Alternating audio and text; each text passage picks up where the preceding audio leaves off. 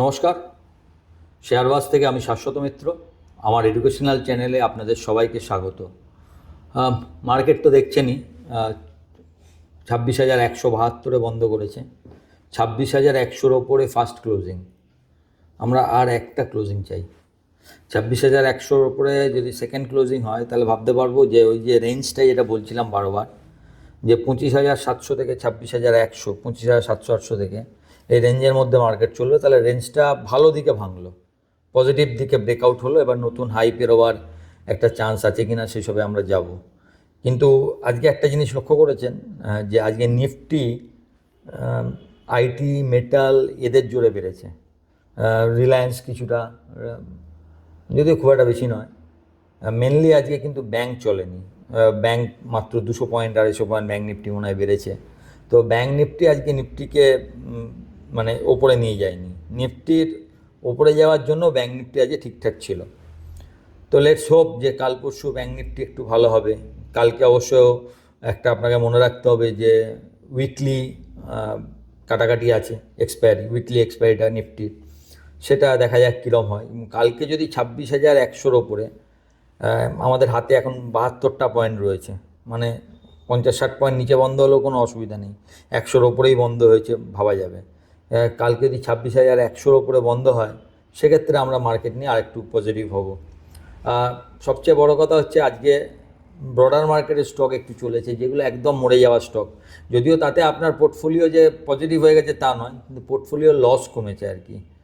REC, PFC সব অনেক নিচে পড়ে যাওয়া, আইআরএফসি, যেহেতু আরভিএনএল, আজকে যেহেতু রেলওয়ে স্টক একটু চলেছে, তো এগুলো চলায়। মেটাল তো আজকেও মেটাল ইন্ডেক্স 2% আপ। মেটাল তো সকালেই আপনাদের লিখেছিলাম, এবং আইটি এবং মেটাল দিনের সব থেকে দিকে লক্ষ্য রাখবেন। আইটি মেটালই বাড়লে এই দুটোই চলবে। আরেকটা বড় জিনিস লক্ষ্য করেছেন নিশ্চয়ই, আমাদের প্রথম দেখবেন রেজিস্ট্যান্সটা ছিল 26,146 সম্ভবত আমি লিখেছিলাম। ওই কাছে দেখবেন কতক্ষণ ঘুরেছে, তারপরে ওটা পেরিয়েছে। ওটা প্রায় 3-4 ঘন্টা ওই লেভেলটা পার করতে মার্কেটের লেগেছে। তারপরে মার্কেট নতুন হাই করেছে, ওপরে গেছে, তার উপরে গেছে, ওয়েল অ্যান্ড গুড। দেখা যাক, পরের লেভেলের দিকে যায়নি, 26,200 পেরোয়নি। কালকে মার্কেট কি আছে সেটা বড় কথা। এর মধ্যে অনেকগুলো ঘটনা ঘটেছে যেগুলো আপনাদের একটু জানা দরকার। ফার্স্ট অফ অল হচ্ছে এফআইআই একটা ভালো পজিশানে এসছে। কী হয়েছে না, এফআইআই টানা আপনার 3 দিন বাই করলো এই নিয়ে ক্যাশ মার্কেটে। এফএনও ইন্ডেক্স সব নিয়ে লাস্ট 2 দিন, কিন্তু ক্যাশ মার্কেটে টানা 3 দিন, এবং শুক্রবারে 3টে সেগমেন্টেই বাই করেছে, যেটা একটা বড় জিনিস। 3টে সেগমেন্টেতে এফআই বহুদিন পর মনে হয় একসঙ্গে বাই করলো, এবং বাইটা কম নয়, 6,743 পয়েন্ট সামথিং। আমি তো আপনাদের দিই, আপনারা জানেন 6,700 কোটি টাকার ওপর বাই, যথেষ্ট ভালো আর কি। পরপর 3 দিন বাই, আশা করা যায় আজকেও বাই আসবে। সব থেকে বড়ো কথা কি, তার সঙ্গে ডিআইআইও 81, আজকে 82 নম্বর দিন হবে যদি বাই করে, 82 ডেজ। এবং কালকের বাইটা ডিআইআরও কম না, 5,700 কোটি টাকার, মানে শুক্রবারের। তো এফআইআই, ডিআই সব মিলিয়ে মার্কেটটাকে, যদিও তাতে যে এফআই লং পজিশান খুব একটা বেড়েছে তা নয়। আপনাদের বলেছিলাম এফআই লং পজিশান অক্টোবর মাসে লোয়েস্ট গেছিলো 8.15%, সেটা বেড়ে এ মাসে 8.16 হয়েছিল। 0.01-এর জন্য লোটাকে ভাঙেনি, কিন্তু সেইটা 9.5% গতকাল অবধি পৌঁছেছিল। আজকে আবার যদি বাই করে থাকে কিছু একটা পৌঁছাবে। এবং এতে বোঝা যাচ্ছে কি, এফআই সামান্য অন্তত বিক্রিটা বন্ধ করলে আমি বলেছিলাম মার্কেট স্টেবল থাকবে। এবার কিনছে, দেখা যাক মার্কেট নতুন হাইয়ের দিকে আবার নিয়ে যায় কিনা, যদি এফআই কেনা যায়।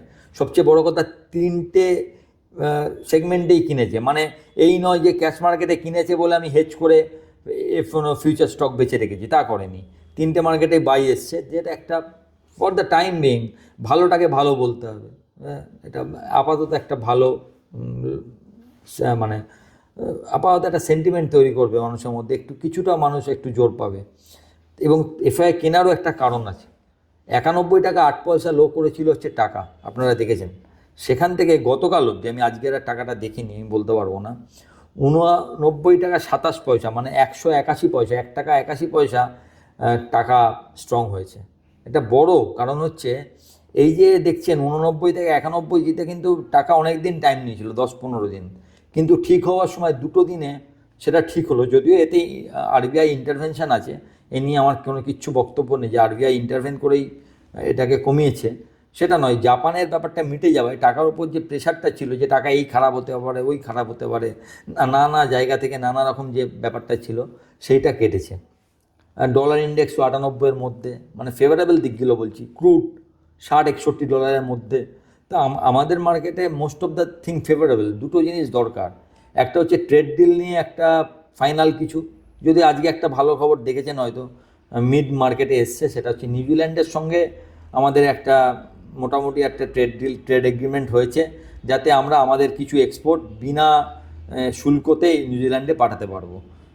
আর দেখা যাচ্ছে আমেরিকার দিকে যে ট্রেড ডিল না হওয়ায় যে ক্ষতিগুলো আমাদের হবে, ভারত আলাদা আলাদা করে বাইলেটারাল বিভিন্ন ট্রেড এগ্রিমেন্ট করে সেই ক্ষতিটার কিছুটা অন্তত মিট আপ করার চেষ্টা করছে। কিন্তু আমেরিকা যেহেতু আমাদের বিশাল একটা আমরা পাঠাই, তাই ও তো একদিনে সেই ক্ষতি তো ঠিক হবে না, ইট উইল টেক টাইম। তবুও ভারত একটা চেষ্টা করছে যে এটাকে একটা জায়গায় নিয়ে আসবার।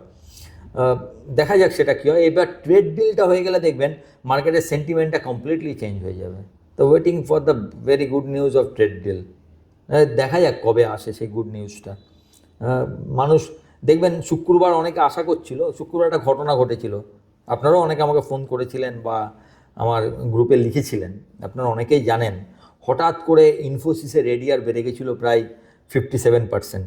তাতে একটা দুটো জিনিস তৈরি হয়েছিল, লোকে ভেবেছিল ইনফোসিসের মনে হয় ট্রেড ডিল হয়ে গেছে, কিংবা ইনফোসিসের কোনো ভালো খবর।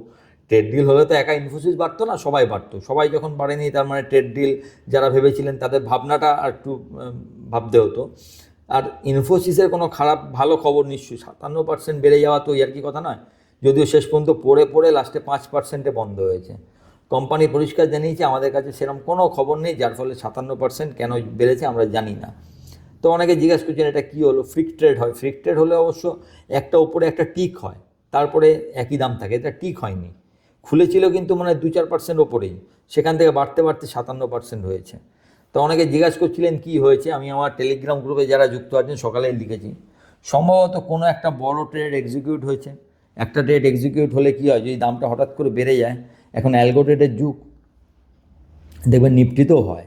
একটা লেভেল ভেঙে গেলে আরও বড় ট্রেড আছে, সেখান থেকে আরেকটা লেভেল ভাঙলে একদম বড় ট্রেড হতে পারে, প্লাসে হতে পারে মাইনাসে হতে পারে। সম্ভবত সেরকম কোনো ঘটনা ঘটেছে, হয়তো স্টপ লস ট্রিগার হয়েছে বা অ্যালগো ট্রেড ট্রিগার হয়েছে, এরমভাবে কিছু একটা হবে। এমনি কোনো ঘটনা একদম 57% বাড়া মানে বুঝতে পারছেন মার্কেট ক্যাপ কোথায় যাবে।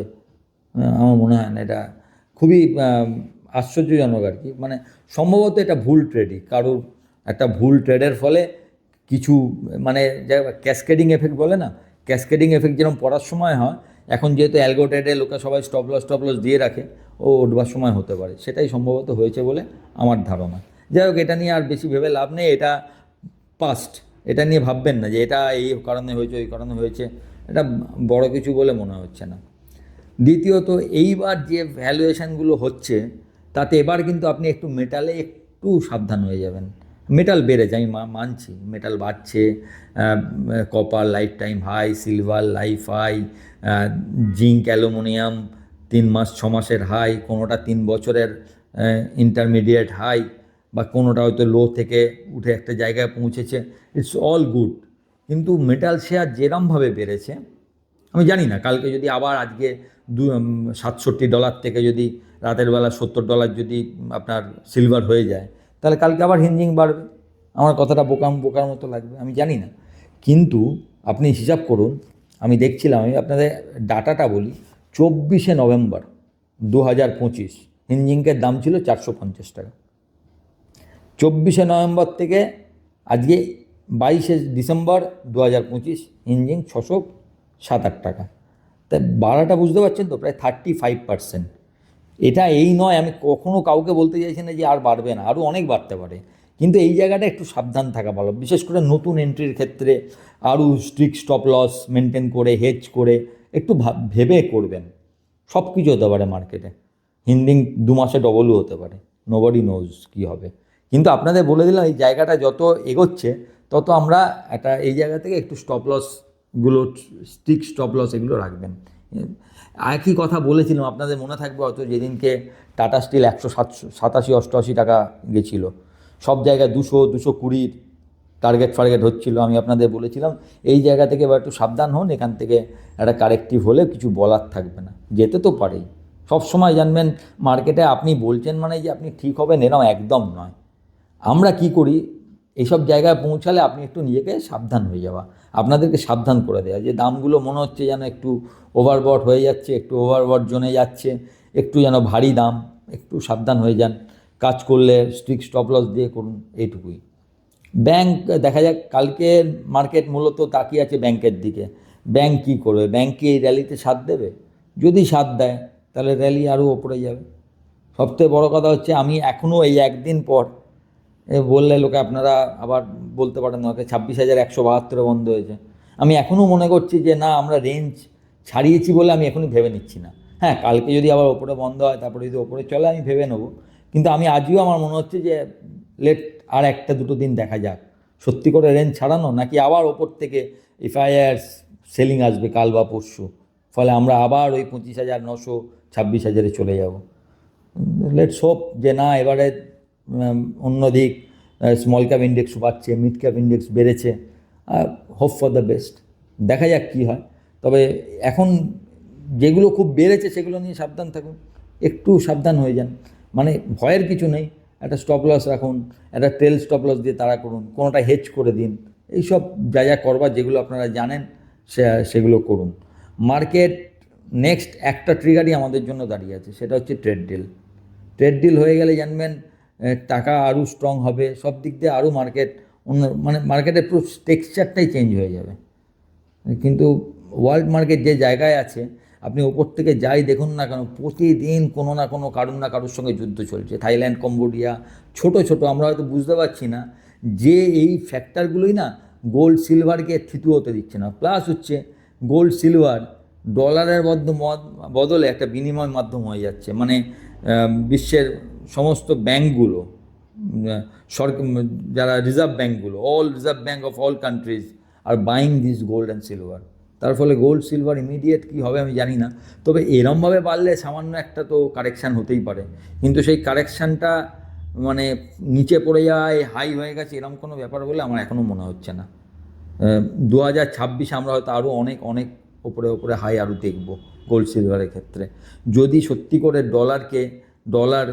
ডলারের এগেনস্টে গোল্ড সিলভার একটা বিনিময় মাধ্যম হয়ে দাঁড়ায়, মানে ডিডলারাইজেশন যেটা বলছে, সেটা যদি সফল হতে হয় তাহলে গোল্ড সিলভার কিন্তু বাড়বে। আর যদি আমেরিকা সবার উপর দাদাগিরি আবার করতে পারে, মানে ডলার আবার $110 দিকে চলে যায়, ডলার ইন্ডেক্স কত 98, তো সেটা যদি 110-এর দিকে যায় dollar index, then it will be end for, মানে এই বাড়াটা, এই ধরনের বাড়াটা থামবে গোল্ড সিলভারের। এই দুটোর দিকে খেয়াল রাখবেন, ডলার ইন্ডেক্স, মার্কেট, আমেরিকা, আমাদের এখানের জন্য ট্রেড ডিল। ব্যাস, ভালো থাকবেন। ভিডিওটা ভালো লাগলে একটু লাইক, শেয়ার, এবং যারা প্রথমবার দেখছেন সাবস্ক্রাইব করবেন এবং আমার টেলিগ্রাম চ্যানেলের সঙ্গে যুক্ত থাকবেন। নমস্কার।